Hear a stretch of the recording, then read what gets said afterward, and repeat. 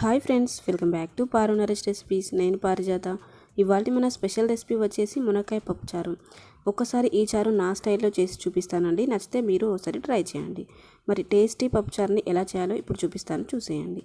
దీనికోసం ముందుగా కుక్కర్లోకి ఒక గ్లాస్ కందిపప్పు తీసుకోండి. ఇది గ్రామ్ వైజ్ చెప్పాలంటే ఒక 200 గ్రాముల వరకు ఉంటుందండి.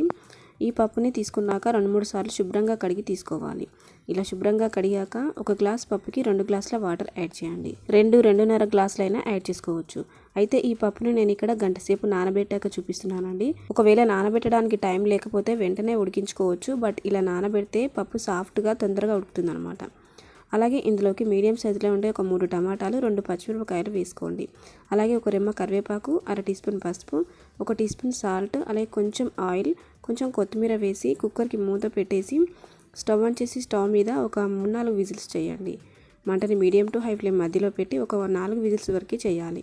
ఈ పప్పు ఉడికేలోగా మరో పక్కన చిన్న నిమ్మకాయ సైజంత చింతపండును తీసుకొని ఒకసారి శుభ్రంగా కడిగి వాటర్ వేసి నానబెట్టుకోవాలి. చూడండి, మరో పక్కన పప్పు కూడా ఉడికిపోయి ఉంటుంది. ఒక 4 విజిల్స్ తర్వాత కుక్కర్లోని గాలి నార్మల్గా పోయాక తీసి చూపిస్తున్నాను. చూడండి, ఇలా సాఫ్ట్గా ఉడుకుతుందనమాట. ఇలా ఉడికిన ఈ పప్పుని పప్పు గుత్తితో మెత్తగా రుబ్బి తీసుకోవాలి.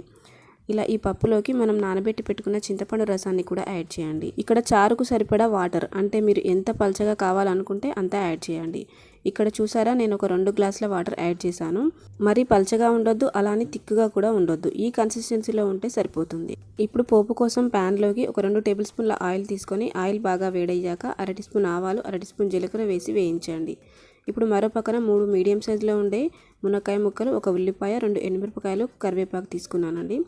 ఇప్పుడు ఆయిల్లోకి ఉల్లిపాయ వేసి వేయించుకుందాం. అలాగే పొట్టు తీసేసిన 5-6 వెల్లుల్లిపాయలు తీసుకొని ఇలా కచ్చపచ్చగా దంచి యాడ్ చేయండి. ఇలా కాస్త ఫ్రై చేశాక ఇందులోకి ఎండుమిరపకాయలు, కరివేపాకు తీసుకోవాలి. ఇవి కూడా ఇలా కొంచెం ఒక 2 నిమిషాలు ఫ్రై చేశాక మునక్కాయ ముక్కలను యాడ్ చేసుకుందాం. మంటని మీడియం ఫ్లేమ్లో పెట్టి ఈ మునక్కాయ ముక్కలు కాస్త ఆయిల్లో మగ్గే వరకు ఇలా కలుపుతూ బాగా ఫ్రై చేయండి. అలాగే ఇందులోకి కొంచెం పసుపు, ఒక 2 టీ స్పూన్ల కారం, 1 టీ స్పూన్ సాల్ట్ యాడ్ చేసి కలపండి. ఇలా ఉప్పు కారం యాడ్ చేశాక మంటని మీడియం ఫ్లేమ్లో పెట్టి ఈ మునక్కాయ ముక్కలకు బాగా పట్టే విధంగా ఒక 2-3 నిమిషాలు ఇలా కలుపుతూ ఉడికించండి. చూడండి, మునక్కాయ ముక్కలు ఇలా 90% వరకు ఉడికాక ఇప్పుడు ఈ పోపు అంతా పప్పులోకి యాడ్ చేసుకొని ఒకసారి బాగా కలపండి. ఇప్పుడు మళ్ళీ ఈ కుక్కర్ని స్టవ్ మీద పెట్టేసి ఈ పప్పు బాగా మరిగేటంత వరకు మరిగించాలి. అంటే ఇందులో మనం చింతపులుసు యాడ్ చేశాక మరిగించలేదు కాబట్టి ఇప్పుడు ఒక 10 నిమిషాల పాటు బాగా మరిగించాలి. ఇలా మరిగాక ఇప్పుడు ఫైనల్గా కొంచెం కొత్తిమీర వేసి స్టవ్ ఆఫ్ చేసి సర్వ్ చేసుకోవడమే. ఫైనల్గా కన్సిస్టెన్సీ చూసారా, ఇలా ఉండాలన్నమాట. ఇలా చేసిన ఈ పప్పుచారు టేస్టీగా వస్తుందండి. అయితే ఈ మునక్కాయ పప్పుచారుని ఇంకా వేరే స్టైల్లో కూడా చేసుకోవచ్చండి. ఆ వీడియోస్ని కమింగ్ వీడియోస్లో పోస్ట్ చేస్తాను. సో ఫ్రెండ్స్, మరి ఈ స్టైల్లో ఈ మునక్కాయ పప్పుచారు మీరు ఒకసారి ట్రై చేసి మీ ఫీడ్బ్యాక్ని కామెంట్ చేయండి. Thanks for watching.